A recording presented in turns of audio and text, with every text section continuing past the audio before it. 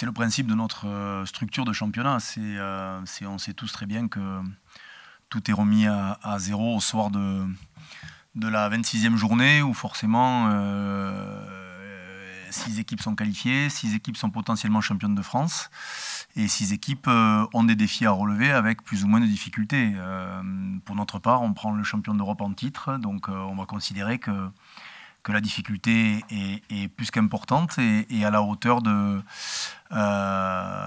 l'événement qui va arriver. Donc non, c'est des chouettes moments à vivre. Après, est-ce qu'on aura le potentiel, la capacité de battre le champion d'Europe? J'aimerais en avoir un peu plus de certitude, mais vous savez très bien que le sport est ainsi fait pour qu'on se concentre sur nos convictions et puis éviter de tomber dans le jeu des pronostics. Sincèrement, j'en cherche, parce que les moments où tu peux te rassurer, les moments où tu peux raconter une histoire qui te va bien, c'est le job de l'entraîneur. L'entraîneur, c'est quand même un bon useur de poudre à perlimpinpin. Donc, forcément, parfois, il raconte beaucoup de saucisses, l'entraîneur. Sauf que là, ce qui est chouette avec la préparation de ce match, c'est que nous, staff, honnêtement, on n'a pas eu grand chose à faire. 1, parce qu'on se connaît par cœur. 2, parce qu'on se respecte beaucoup. 3, parce que cette équipe est quand même suffisamment impressionnante pour qu'elle te mette en éveil. Et que, quoi qu'il arrive samedi soir, il y aura une équipe, un gros vainqueur de ce match de barrage.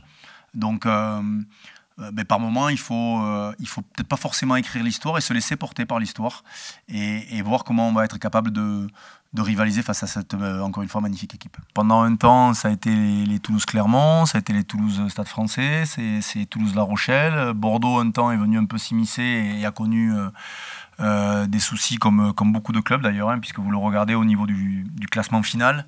Je crois qu'on se retrouve avec 6 équipes dans une poignée de 5 points. C'est quasiment du jamais vu, il me semble. Donc on se rend compte aussi, on voit la qualité souvent des qualifiés au regard de ceux qui ne le sont pas. Et quand on voit des équipes comme Lyon, Toulon, Clermont-Ferrand avec des effectifs pléthoriques qui ont eu du mal à se qualifier, ça donne aussi la difficulté d'exister dans ce championnat très âpre que vous connaissez tous et que vous suivez tous. Donc moi je vous apprends rien, si ce n'est que oui, c'est toujours délicat de jouer ces genres de matchs et qu'il faudra l'énergie nécessaire pour venir à bout de cette équipe, de cette belle équipe, sincèrement, qui, alors, moi je le disais avant, donc je suis plutôt à l'aise d'en reparler maintenant, mais déjà c'est un vainqueur de la Coupe d'Europe flamboyant sur la qualité du rugby proposé, notamment en début de match, et puis le caractère affiché sur la fin de match. Donc on joue peut-être l'équipe la plus armée en ce moment, mais de toute façon, si tu veux arriver à gagner quelque chose, il faut, comme souvent on dit, battre pas tout le monde, mais presque. Le syndrome du domicile est quand même typiquement français. Le syndrome du match à domicile est cultivé par notre culture dès le plus jeune âge dans les écoles de rugby. Donc est-ce qu'il y aura un supplément d'âme? J'ose espérer que oui, mais aussi ça peut s'inverser très vite. On l'a vu notamment quand on est allé jouer en début de saison à La Rochelle. Après un très bon début de match de La Rochelle, on a répondu plutôt présent, et puis la fin de match s'est inversée avec un public qui en attend beaucoup plus de son équipe et une qui joue son va-tout sans trop de pression. Donc on pourrait revoir plein de scénarios, plein de choses où à domicile la pression s'est inversée. Moi je trouve que c'est surtout une récompense encore une fois pour nos supporters, même si malheureusement en enlevant le quota obligatoire à nos amis rochelais, on perd de nos supporters, mais c'est bien de pouvoir offrir à nos supporters. On aurait aimé aller dans un stade de 30 000 places qu'on aurait rempli bien aisément, mais voilà, déjà c'est une chouette chose pour nos supporters qui ont un peu galéré et qui nous ont pas trop vus, puisqu'on a, sur les 7 dernières rencontres, on s'est déplacé 6 fois, donc c'est vrai qu'ils n'avaient pas trop l'habitude de nous voir jouer ici. Non, je pense pas, parce que chaque contexte est un peu différent. On les a joués à la première journée du championnat et à la 24e journée. Entre-temps, ils n'étaient pas champions d'Europe, ils le deviennent. Donc c'est un tout autre contexte. Sincèrement, en faisant pas grand-chose, pas assez en tout cas pour rassurer l'entraîneur que je suis et le staff que nous sommes. On a fait un lundi qui était forcément dédié à la récupération, un mardi à l'organisation et mercredi avec un peu d'intensité, qui, encore une fois, m'a assez surpris sur la fraîcheur et la capacité à répéter des efforts de bon niveau, voire de très bon niveau. Donc ça, c'est plutôt rassurant. Et puis une mise en place que vous avez pu voir avec un petit foot, 4 lancements et pas grand-chose de plus. Donc non, après, j'ai envie de vous dire que si au mois de juin, à la mi-juin, vous n'êtes pas en mesure de maîtriser 2-3 choses de votre rugby, vous n'avez rien à faire là.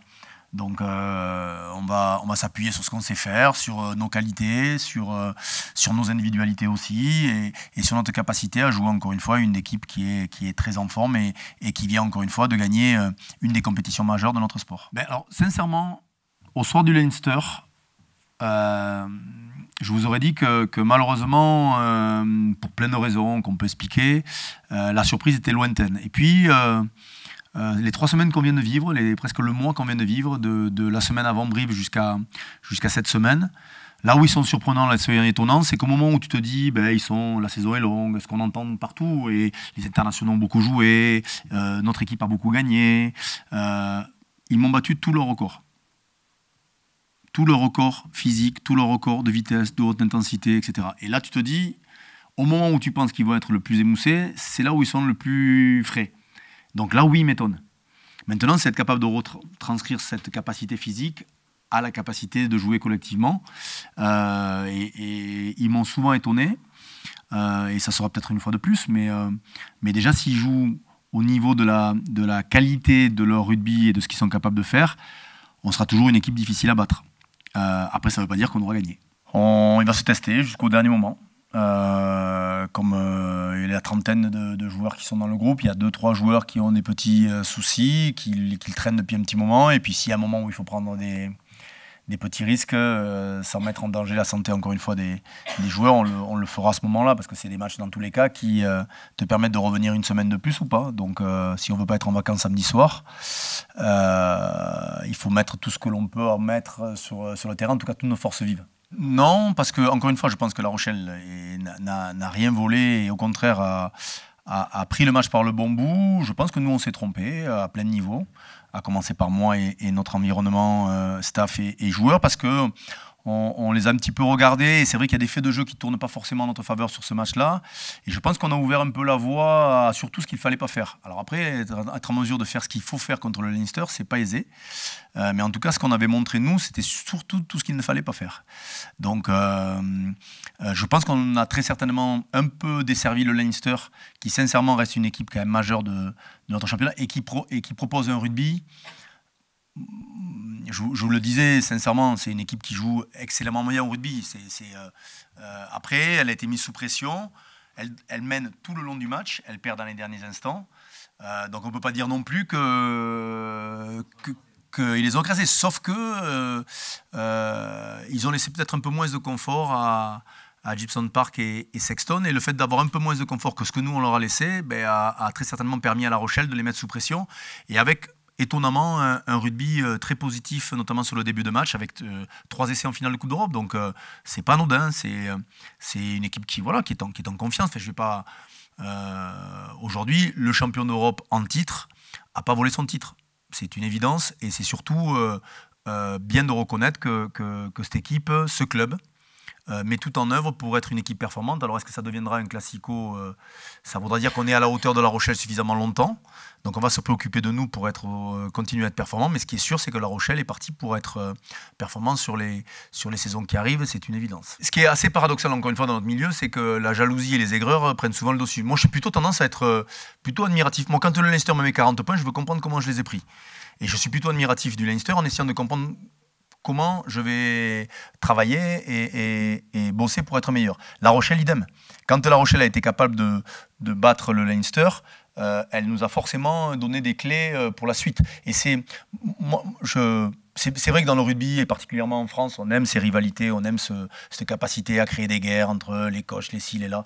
Moi, le boulot qui est fait à La Rochelle, l'effectif, celui qui va arriver l'an prochain, et la structure du club depuis des années, tout est cohérent, tout est censé peser, mesurer, et il n'y a pas 2 pas en avant, 3 pas en reculant, comme on le voit dans certains clubs qui faussent le championnat régulièrement.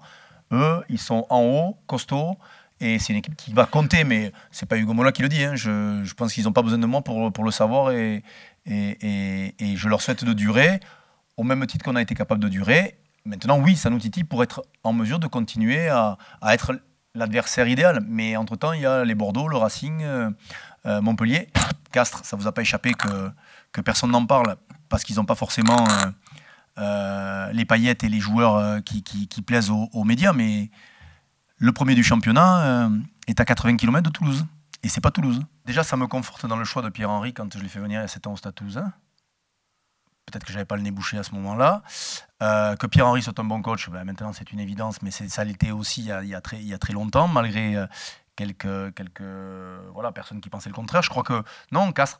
Après, le paradoxe de notre championnat, c'est que Castres, avec un savoir-faire peut-être un peu différent des autres équipes, qui ne sont pas dominants, puisque c'est la 10e attaque, 7e défense, c'est une conquête qui parfois n'est pas toujours dominante, mais il faut reconnaître que le caractère, l'état d'esprit prévaut encore dans notre sport. Et ça, c'est chouette.